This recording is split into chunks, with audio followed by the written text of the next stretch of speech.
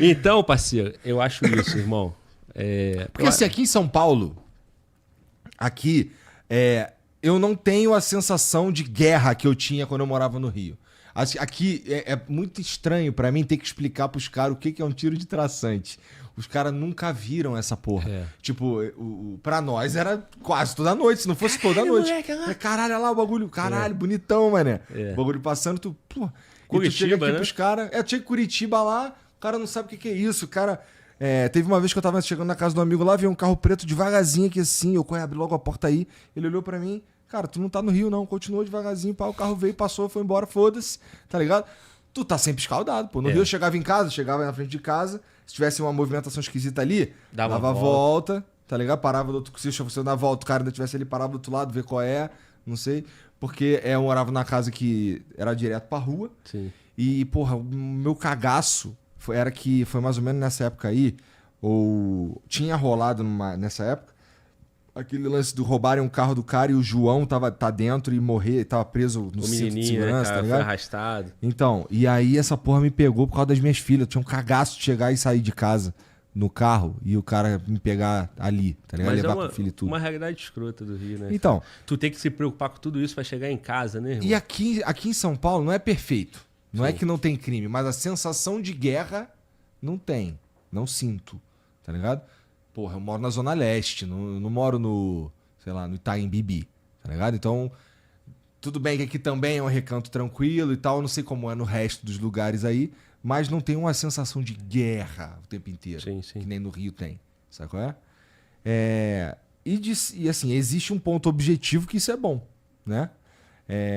Um ponto objetivo que aqui a morte violenta toda hora, esse assunto o tempo inteiro de invasão de não sei o que, não tem. Lá no Rio tem pra caralho. Lá no Rio tem demais, cara. Então, isso dá uma reflexão pra gente que o problema é a guerra, né, cara?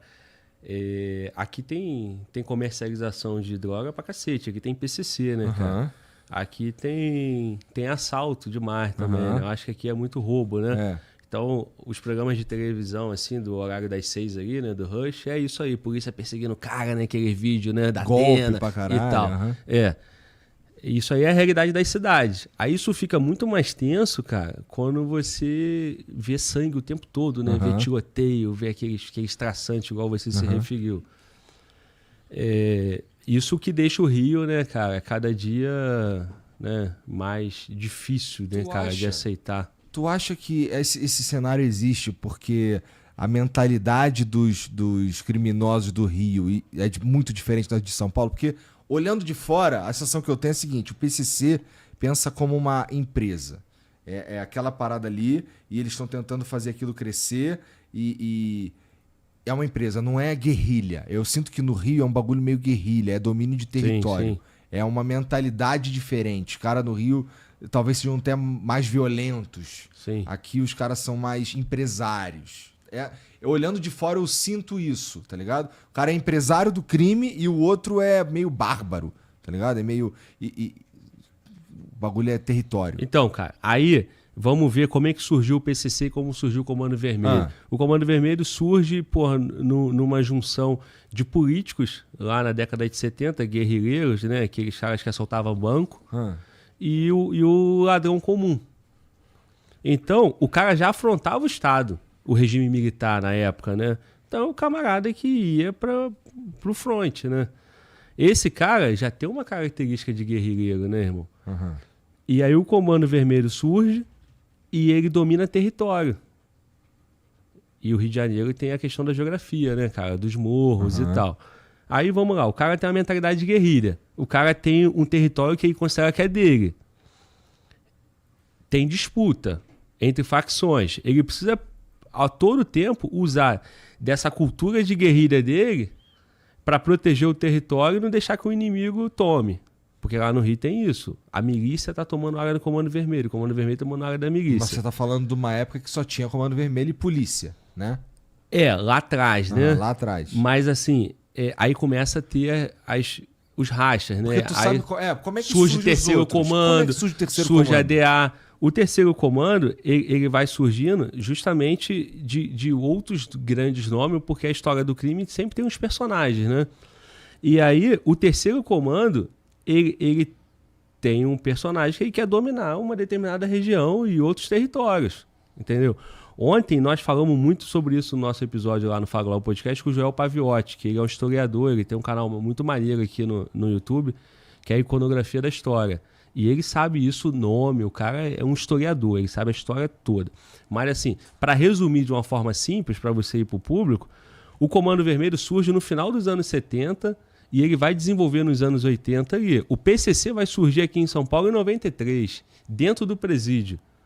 Então, o Comando Vermelho, ele já estava ali dominando o território. E aí chega a cocaína, aquele boom da cocaína, anos 80 e tal, e os caras vão concentrando dentro das favelas, e aí passa por governos que entendem que não tem que ter operação policial, aquilo vai ficando muito forte, vai criando aquele QG, aquele lugar inviolável, né, onde a polícia não vai. E os caras se preparam.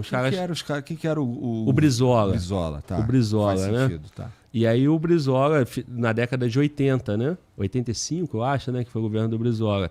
Era o momento que os caras estavam se fortalecendo. Hoje, o Brasil passa por isso também, né, cara?